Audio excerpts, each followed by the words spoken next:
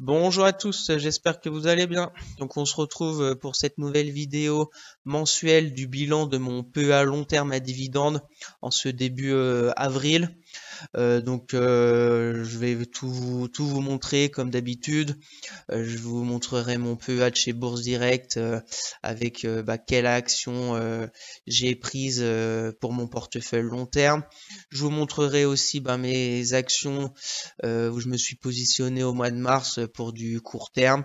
Les actions aussi que j'ai clôturées soit suite à un stop de protection ou des prises de bénéfices. Je vous montrerai tout ça dans mon tableau de trading. On verra rapidement mon tableau de dividendes. Donc comme d'habitude, n'hésitez pas à vous abonner à la chaîne, à partager la vidéo, à me lâcher un maximum de likes, ça me ferait très plaisir. Et puis pour les personnes intéressées par mon Twitter, où je vous partage pas mal de plans de trading. Je vous mets aussi quand je rentre en position sur les actions. Donc le lien est dans la description. Allez, on passe au sommaire.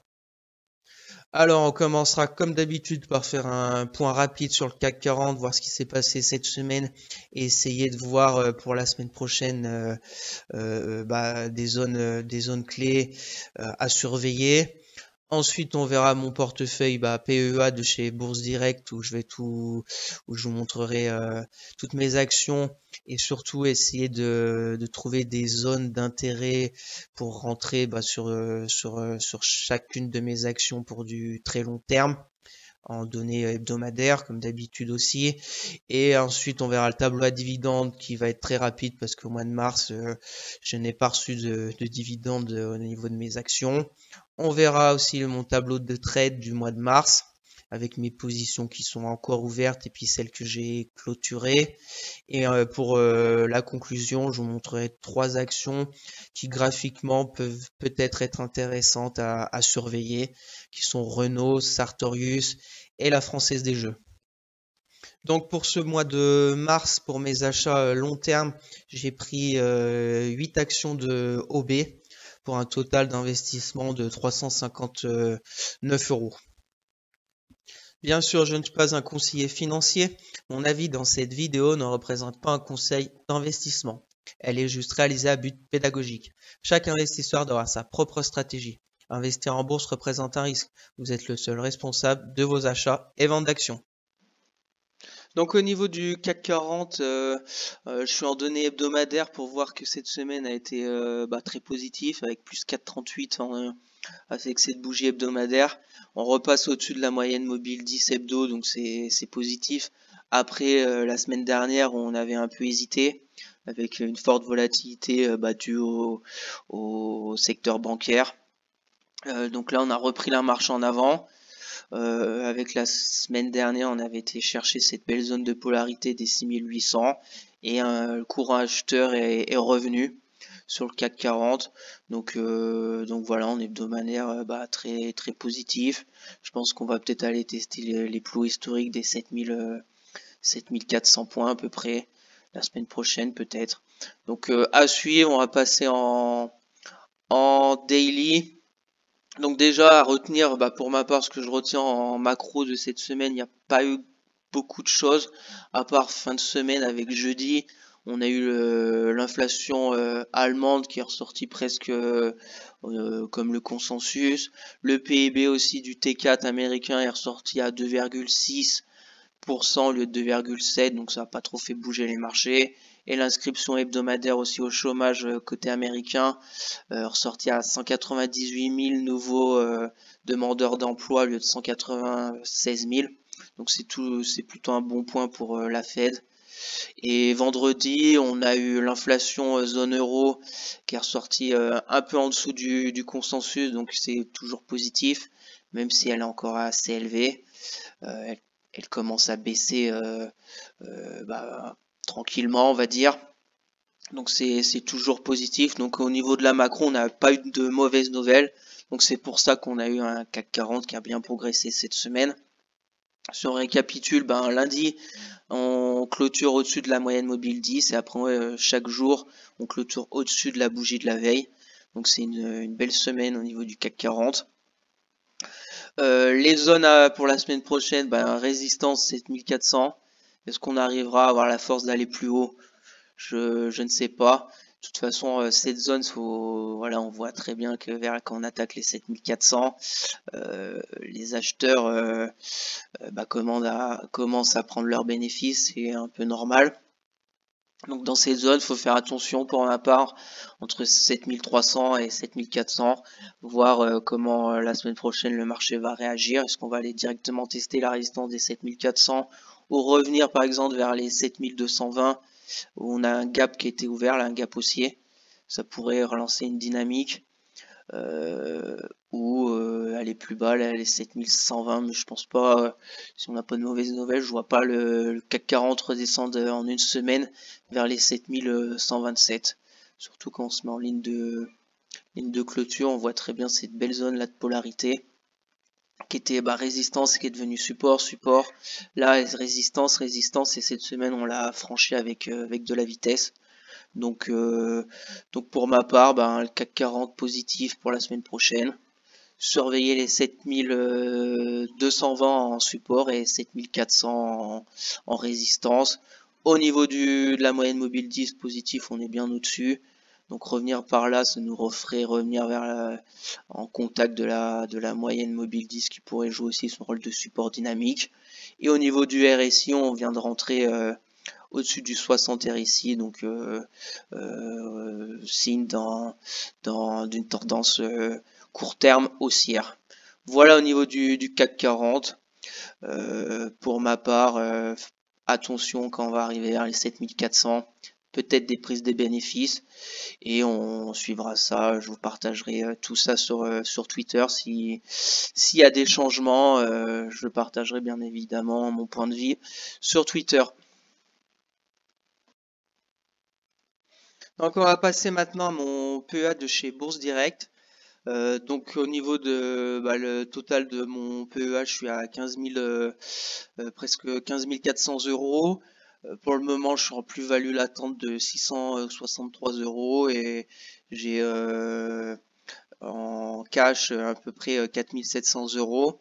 Donc voilà, donc je vais pas vous faire chaque ligne et chaque action. Si vous voulez voir, vous mettez pause la vidéo et vous regardez.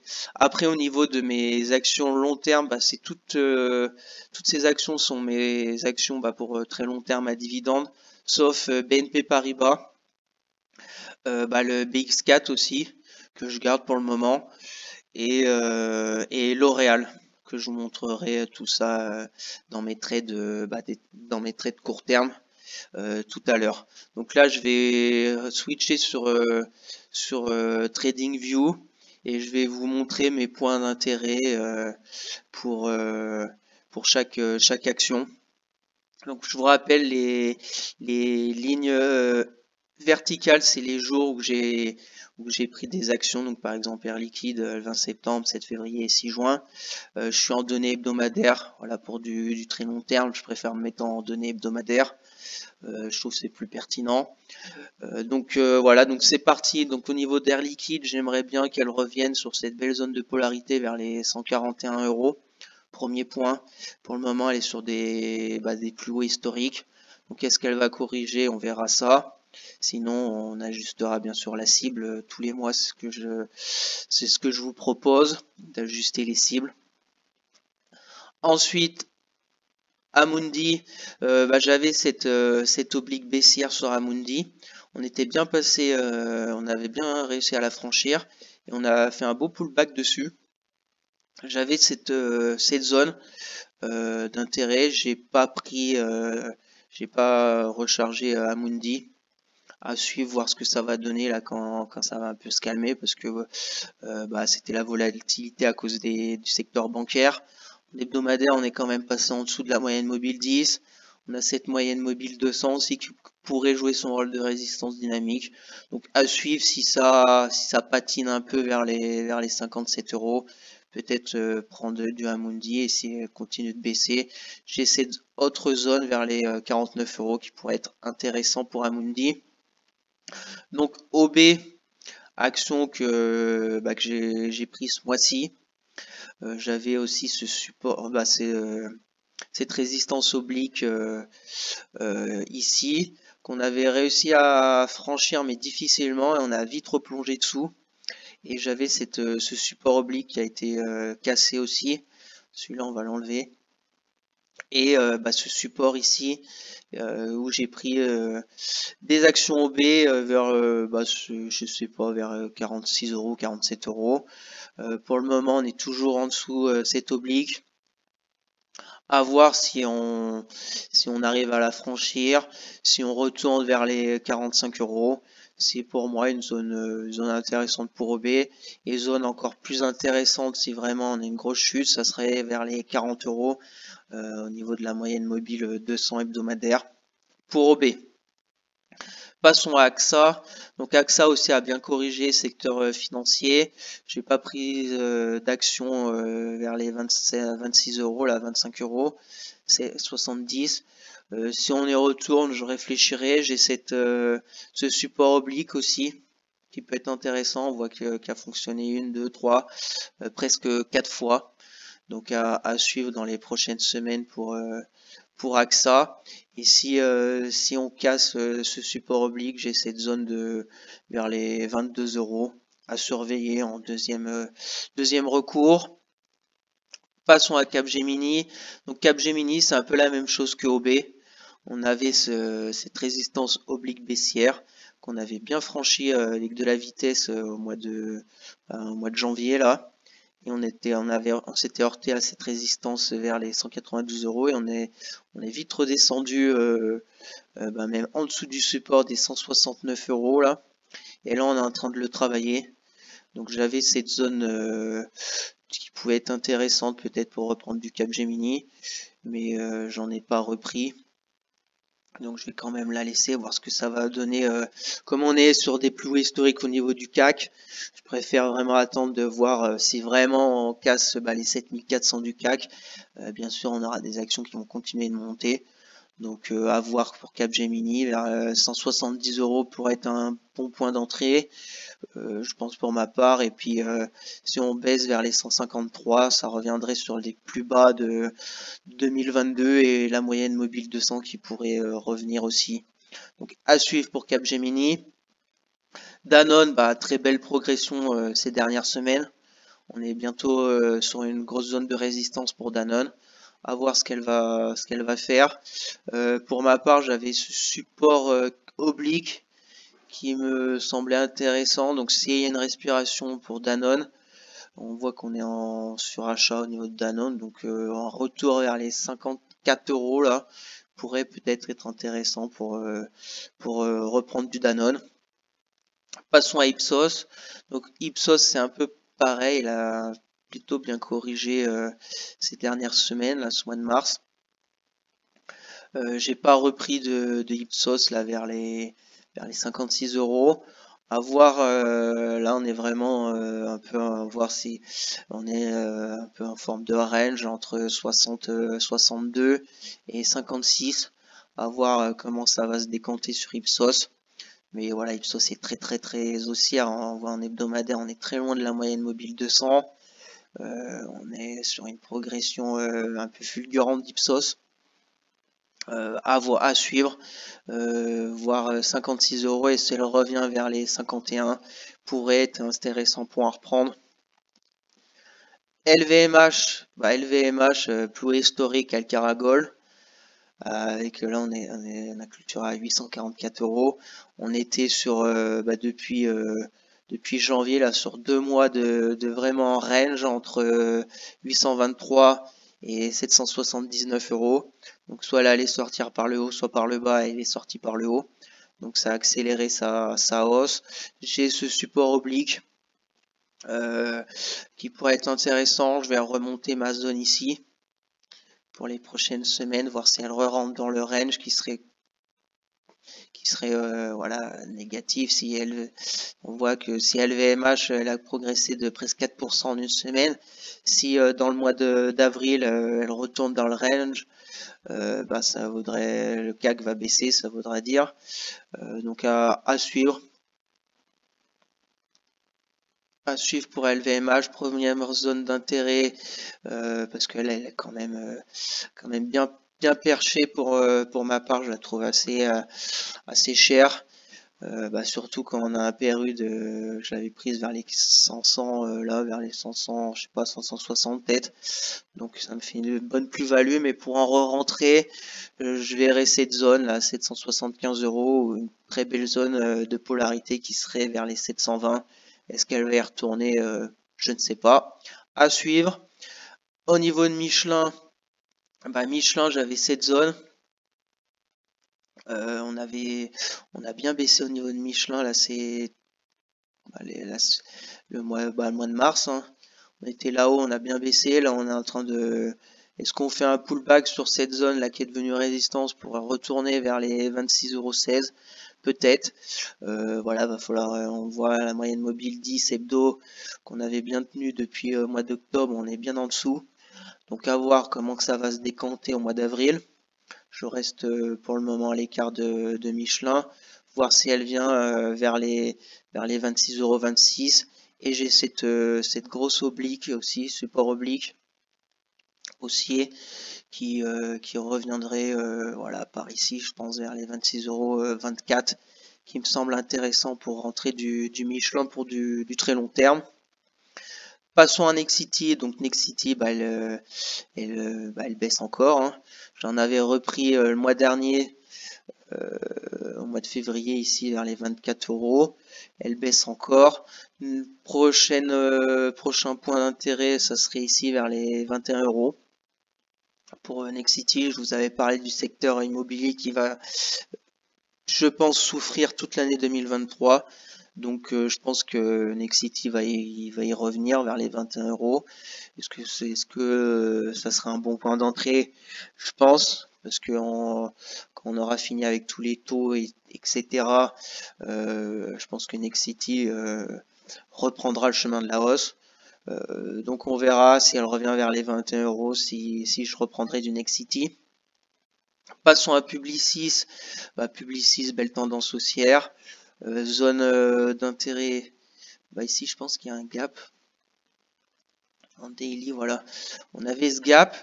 La journée du 24 mars, on n'a pas comblé le gap haussier. Donc là, on est reparti à la hausse. Publicis est très forte. Donc à suivre. Et là aussi bien perché. Donc un petit retour vers les 65 € pourrait être intéressant pour en reprendre. Voilà au niveau de Publicis. Après j'ai cette zone 59 € aussi. On verra ça prochainement. Passons à Ruby. Ruby, voilà, elle patine un peu, elle a corrigé, elle fait un peu de zigzag. J'avais cette zone des 24 € que j'ai pas repris de Ruby. J'attends peut-être avec secteur pétrolier. Je pense que va sûrement être moins actif que 2022. Donc voilà, après Ruby, c'est une action purement pour le dividende, fort rendement en dividende. Donc à suivre au niveau de Ruby, zone peut-être 24 € et plus bas les 22,50 €. Mais voilà, c'est très baissier Ruby, mais un fort rendement sur dividende. Passons à Sanofi. Donc Sanofi a fait 2 grosses semaines. Elle arrive sur une grosse zone de résistance. Donc mes zones d'intérêt pour reprendre du Sanofi, c'est un retour vers les 92 €. Et si on va plus bas, 87. Mais déjà 92 €, je pense que ça pourrait être intéressant pour reprendre du Sanofi long terme. Schneider Electric, j'avais ce canal là aussi en hebdomadaire qui était plutôt intéressant. La semaine dernière, on avait clôturé en dessous du canal. Je me suis dit peut-être que ça va accélérer à la baisse, donc j'en ai pas repris. Mais on a eu une semaine très très positive. On a fait plus 8% sur Schneider Electric. Elle a presque englobé 2 semaines. Elle a englobé 2 semaines de baisse sur Schneider. Donc c'est très positif. Et j'ai pas repris ici, donc je garde ce point d'intérêt. des 141 euros. Si on a une correction sur le CAC, Schneider baissera. Donc voilà, 141 euros dans un premier temps pour Schneider Electric.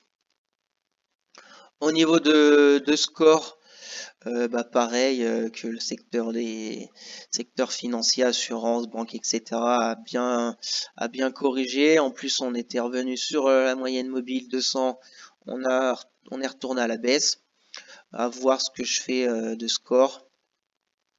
Est-ce que vers les 20 euros, ça pourrait être une zone qui a été pas mal travaillée, mais ma zone qui me semble intéressante, grosse zone qui était pas support, une zone de polarité qui est devenue résistance qu'on a cassée. Donc un retour vers les 18,60 € pourrait être intéressant pour reprendre du score. Passons à Steph. Donc Steph, on était sur des plus hauts historiques. On voit bien cette mèche là haute qu'on arrive vers les 110 euros. On voit des acheteurs qui prennent leurs bénéfices. Donc on n'arrive pas à aller plus haut que 110 euros à peu près. Donc si on retourne chercher peut-être un courant acheteur vers les 98 euros. On voit, voilà, c'est 100 euros. 100 euros, on retrouve des acheteurs, on voit bien, et 110 euros, ça vend sur Steph. Donc, c'est le retour vers les 98 euros, ça pourrait peut-être être intéressant pour reprendre du Steph après cette belle progression depuis octobre. Thales, Thales. On avait ce range de toute l'année où on est sorti au mois de février. On a fait un beau pullback dessus qui est devenu support plus la moyenne mobile 10 en support dynamique et on a accéléré à la hausse. Donc un petit retour vers les 127 euros pourrait me sembler intéressant pour reprendre du Thales pour du long terme. Passons à Total Energy. Total Energy aussi avait bien corrigé. On avait presque mi-mars fait presque moins 9%, donc une belle correction. J'ai hésité à en reprendre, mais comme je vous l'ai dit, secteur pétrolier, peut-être que pour 2023 va respirer vu la progression de Total Energy en 2022. Donc je vois bien peut-être retour vers les 45 euros. Si elle stagne vers les 53 euros, 50 euros, je pense que ça pourrait être peut-être aussi intéressant d'en reprendre. Voilà, valeur à dividende tous les trimestres. Je pense à de belles années devant elle. Je pense Total Energy, donc entreprise très solide. C'est toujours intéressant d'avoir du Total Energy dans son portefeuille. À suivre aussi. Et pour Vinci, on a fait un pullback sur cette zone de polarité qui était résistance en 2020, résistance en février 2022, résistance aussi en novembre qu'on avait franchi avec de la vitesse début janvier. Et là, on est revenu vers la zone des 100 euros. J'ai hésité aussi à en reprendre, mais pour moi, le CAC est quand même très haut, contrairement à Wall Street. Donc je me dis si on a une correction du CAC, on va avoir des actions qui vont baisser. Alors peut-être que je vais me tromper. Peut-être que je vais me tromper, mais on verra bien. Donc zone qui me semble intéressante, 100 euros et bien sûr en dessous vers les 92 euros pour du très long terme. Donc voilà au niveau de mes actions long terme à dividende. On va retourner rapidement sur mon portefeuille. Donc voilà au niveau de mon portefeuille PE à long terme qui pour le moment est plutôt positif. On a quelques actions en baisse, mais comme je pense qu'il est assez équilibré entre des actions à dividendes et des actions de croissance, voilà, je suis plutôt content pour ce mois de mars, avec surtout aussi mes actions court terme que je vais vous parler tout de suite après avec mon tableau de trade. Voilà au niveau de mon portefeuille PEA de chez Bourse Direct. Donc on va passer à mon tableau à dividendes très rapidement parce qu'au mois de mars je n'ai touché aucun dividende. Comme au mois de février, il y a juste eu fin mars là le détachement du coupon pour Total Energy où ils vont verser leurs dividendes début avril. Et après, par contre, avril, mai, juin, ça va s'accélérer les versements de dividendes, donc ça va être intéressant de voir tout ça. J'ai fait une vidéo il y a 2 semaines environ sur les dividendes 2023 des sociétés, surtout du CAC 40, et je vous ai présenté un site qui s'appelle Dividland. Donc n'hésitez pas à aller voir ma vidéo d'il y a 2 semaines sur les dividendes 2023. Et voilà, donc au niveau de mes dividendes, pour le moment, je suis à 5,52 € pour l'année 2023. Donc on va passer maintenant à mes trades court terme. Donc comme je vous ai dit, Alstom, j'ai été sorti. Il me reste juste BNP Paribas et L'Oréal dans mes trades court terme. Donc au niveau d'Alstom, mon plan c'était de prendre, j'ai pris des actions le 31 janvier. Objectif c'était 30,66. J'avais mis mon stop de protection vers les 26,51 € qui a été touché le lundi 13 mars pendant la première bonne chute de Alstom. En plus le lendemain on a eu une petite hésitation et après ça a rechuté violemment sur Alstom. Donc j'ai bien fait de mettre ce stop. Ça m'a fait perdre à peu près 3% avec mon PRU. Voilà, le plan s'est pas déroulé comme prévu. On avait eu la belle poussée haussière, là une petite respiration, mais là on n'a pas réussi à le 6 mars, on n'a pas réussi à aller plus haut que le 2 février, et ça c'est un peu atténué la progression d'Alstom, et là il y a eu la grosse chute. Donc voilà, pas de regret, ça marche pas à tous les coups. Donc ça on va tout effacer.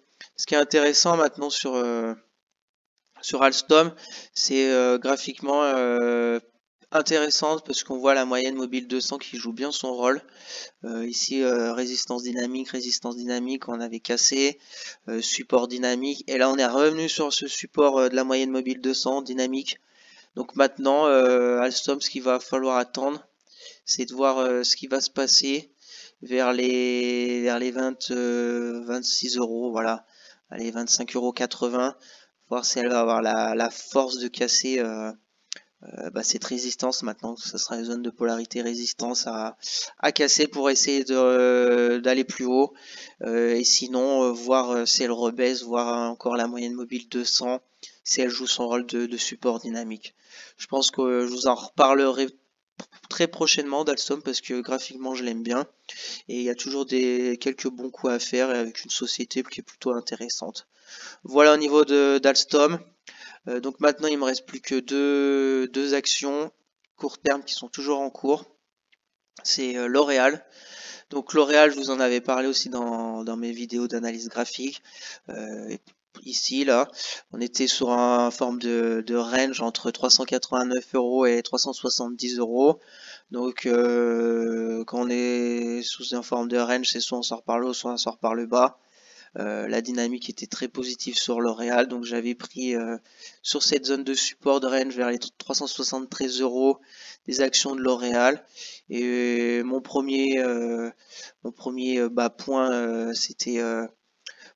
objectif, c'était de revenir vers les 389 € le haut de range et voir ce qui se passe.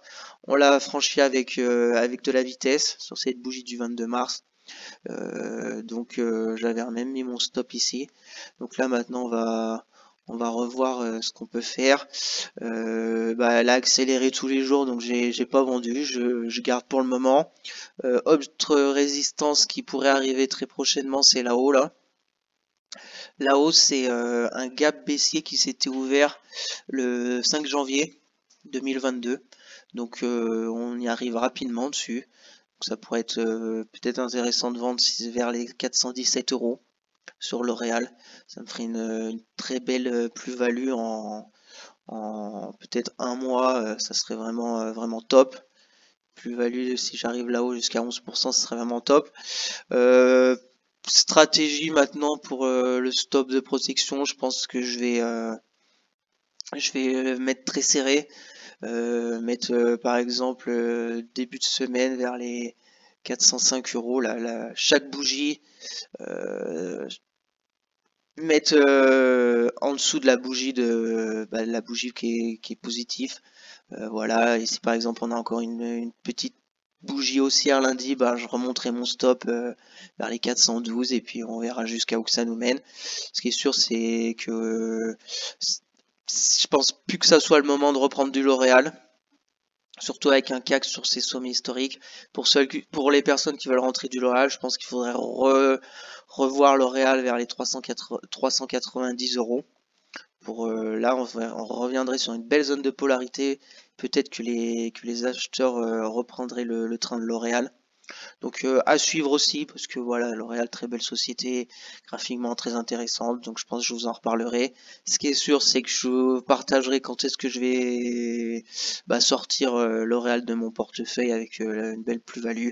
Donc n'hésitez pas à vous abonner à mon Twitter que je partagerai bien évidemment quand est-ce que je vais sortir L'Oréal. Et on va finir avec BNP Paribas, que je vous ai parlé le week-end dernier avec toute l'agitation autour des banques. Voilà, je vous avais parlé j'allais tenter un coup sur BNP Paribas.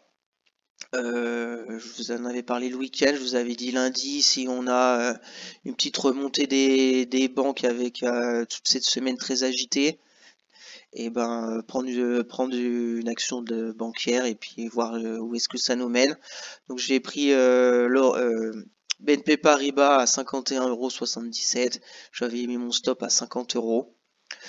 Pour le moment, elle a bien progressé, elle est à 55,21 €. Jusqu'où elle peut monter, je ne sais pas.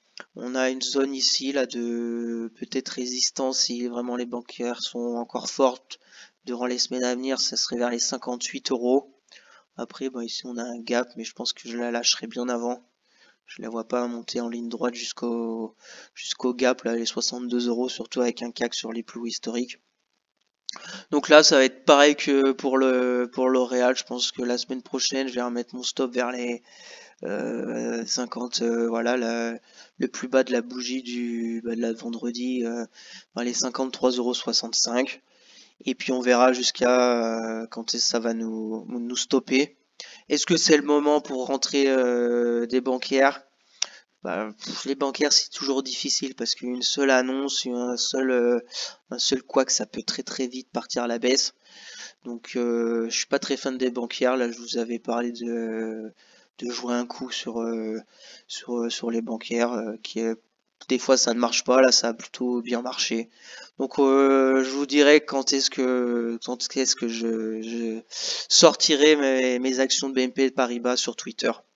Voilà au niveau de mes trades court terme. Donc au niveau de mon tableau de trading, pour mes actions du mois de janvier, il me manquait plus que Alstom à clôturer, donc c'est fait.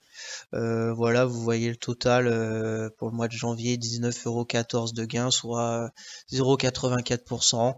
Donc c'est pas beaucoup, mais c'est toujours positif quand on finit le mois en gain. Donc voilà. Et pour le mois de mars, pour le moment, mes deux seules actions je vous en ai fait parler, c'est L'Oréal et BNP Paribas. Voilà au niveau de mon tableau de trading. Donc pour conclure cette vidéo, je vais vous montrer trois actions que j'ai sélectionnées que je trouve plutôt intéressantes à suivre pour la semaine prochaine. Donc il y a Renault. On voit en hebdomadaire qu'elle était bien baissière, bien en dessous de la moyenne mobile 200, mais que depuis juillet 2022, elle se reprend bien. Au mois de décembre, janvier, là, on a passé la moyenne mobile 200. J'ai cet support oblique là. On va se mettre en daily pour voir ça de plus près. Voilà, on voit cette belle construction haussière avec des plus bas de plus en plus haut là. On avait cette résistance ici des 38 euros qu'on a travaillé. Là, on voit toutes ces bougies de 3 semaines. Et on a été plus haut. Et là, on s'est heurté à cette zone de prix là. On a fait un peu un double top. Et on est reparti à la baisse. Et là, on est de retour sur ce support oblique. On est de retour ici, on voit des mèches basses qui se forment, et voilà, une petite congestion au-dessus de la moyenne mobile 10. Donc à voir début de semaine prochaine vers les 38 euros, qu'est-ce qui va se passer sur Renault. On voit qu'au niveau du RSI, ce qui est intéressant, on revient vers les 50. On casse la moyenne mobile sur le RSI qu'on n'avait pas passé par le haut depuis le 17 février, la moyenne mobile du RSI. Donc c'est des signes intéressants à suivre. Voilà pour Renault, voir si une petite congestion se met en place, du style voilà 2-3 jours à suivre cette oblique, et puis après une belle bougie haussière pour aller chercher ici. On a un gap ici, en plus gap baissier à aller chercher. Donc à suivre, que je partagerai sur Twitter. Ensuite, je vous ai sélectionné Sartorius. Donc Sartorius, elle a chuté là vendredi. Elle a fait moins 8,62 suite à une annonce de rachat d'une autre société. Donc le marché a jugé que c'était trop cher pour Sartorius. C'est elle l'a pénalisé. Après, voilà, j'ai pas d'avis précis, mais je vois juste que elle est revenue sur un gros support. On va se mettre en weekly pour voir. Oui, je voulais vous faire voir en weekly parce que bon, Sartorius c'est une valeur, si je puis dire, très forte croissance, parce que dès qu'on a passé la moyenne mobile 200 hebdomadaire en 2010, l'action était à 5 euros. Et vous voyez maintenant elle est à 282 euros. On n'a jamais franchi la moyenne mobile 200 en weekly depuis 2010. Et là on est en train de jouer avec le feu, si je puis dire. Parce qu'en hebdomadaire, c'est pas encore le feu au lac, mais là on casse la moyenne mobile 200 weekly, et là on est sur les derniers gros supports depuis le 7 mars là 2022. Donc faut faire attention, parce que si on casse Sartorius casse les deux, si elle vient nous clôturer une bougie hebdomadaire vers les 270 euros, ça pourrait accélérer rapidement à la baisse sur cette zone par exemple. J'ai cette zone après, donc ça fait déjà une bonne baisse, encore 15%. Donc voilà, dangereux, mais voir la réaction du marché la semaine prochaine, lundi, mardi, voir déjà si on a des acheteurs qui se présentent sur ce support. Ça va être mon plan pour la semaine prochaine pour Sartorius, qui fondamentalement est plutôt intéressante. Mon plan, ça va être de voir déjà arrêter l'hémorragie sur Sartorius, voir une petite congestion, et si voilà, s'il y a une belle bougie haussière, que je vois des acheteurs se présenter, ben objectif ça va être de revenir vers les 310 euros, revenir sur cette baisse de 8%, 8-9%. Ça ferait 6 euros de gain, avec un stop très serré, parce qu'on mettrait le stop juste en dessous de la bougie de vendredi là. Voilà, au niveau de Sartorius, à suivre la semaine prochaine. Ne rien faire si on a encore une bougie rouge, hein. Je partagerai bien évidemment sur Twitter. Et la dernière action qui me semble intéressante, c'est FDJ.